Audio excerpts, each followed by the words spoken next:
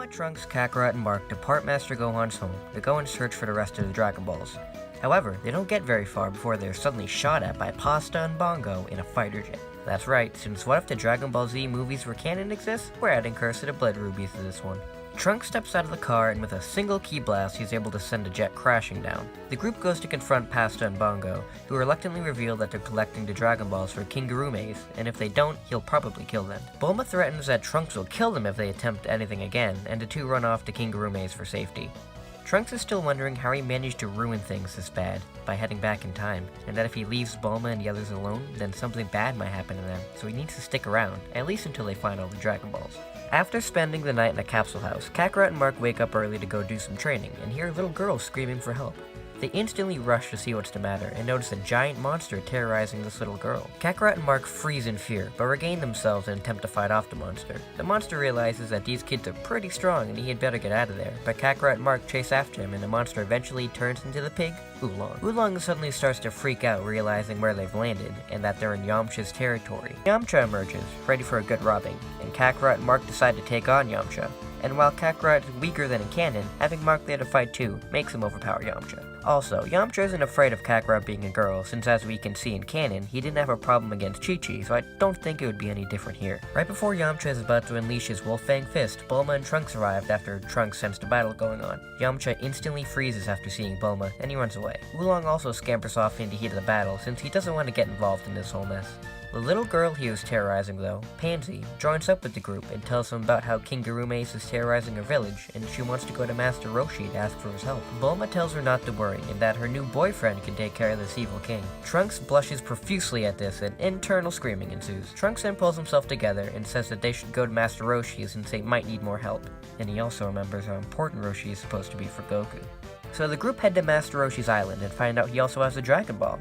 Roshi isn't willing to give it over yet, since Yamcha arrived earlier and told him the group was sent there to kill him. But as in the movie, Roshi summons the Nimbus to decide who's telling the truth, and Kakarot hops on just fine, proving Yamcha's the liar, and Yamcha rides off again. Bulma tries to get Master Roshi to hand over the Dragon Ball, but he says he'll only do it if he can get a peek at Bulma's panties. Kakarot and Mark are disgusted by Roshi's suggestion and are ready to defend Bulma's honor.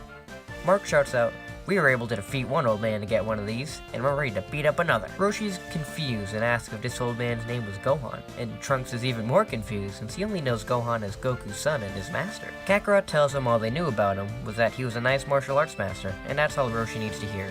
Prove to me you can defeat Gohan. Kakarot and Mark once again attempt to spar with Roshi, but once again they are easily defeated. Trunks steps in and tells Roshi he's not going to fight him, but Roshi attacks anyway and can't land a blow on Trunks at all. Roshi's amazed at the finesse of Trunks' movements and tries to get him to show off some power, and Trunks is getting pretty annoyed with this. So to get Roshi to back off, he briefly turns into a Super Saiyan. Roshi could sense the unbelievable power in this boy, and Kakarot is shocked as well, since he heard stories of Saiyans changing their hair color from Guinea. Roshi tells Trunks that he's glad that there are strong warriors defending the next generation, and tells Pansy that there's no need for him to fight, since Trunks is far stronger than him. Roshi gives the group his Dragon Ball, and they go underway, with Trunks feeling embarrassed about going Super Saiyan. The group makes their way to King Gurume's castle, with Kakarot riding the Nimbus Cloud, Trunks flying, and Bulma, Mark, and Pansy in an aircraft. King Gurume's Air Force attempt to blast them out of the sky, and Trunks easily knocks the missiles away, while Bongo reemerges on a hovercraft and battles Kakarot. Kakarot tells Trunks not to worry about her and she can handle this, and he should go take care of the king. The group, minus Kakarot, enter the castle to see Yamcha being beaten up by Pasta, so Mark goes to help him and fights Pasta off. Yamcha thanks Mark, but Mark just glares at him and runs off to join the others. Kakarot defeats Bongo just like in the movie, and the battle with King Gurume's is underway. Trunks knows he'll easily defeat Gurume's, but Bulma tells him not to fight anyway, since King Gurume's has swallowed all the Dragon Balls. Bulma then has the idea of throwing the 2 Dragon Balls they have into Gurume's mouth, and she summons Shenron to defeat Gurume's. Trunks is amazed at seeing Shenron, since he's never seen him before, and Bulma doesn't know what to wish for since she wanted a perfect boyfriend, but Trunks seems to fit the bill. Before the group gets to decide, Pansy wishes for her home to be peaceful once again, and Shenron grants her wish, removing the blood rubies and making the land peaceful once again.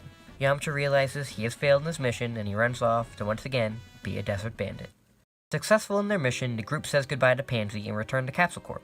Trunks is very nervous on what should happen now until he runs into Guinea.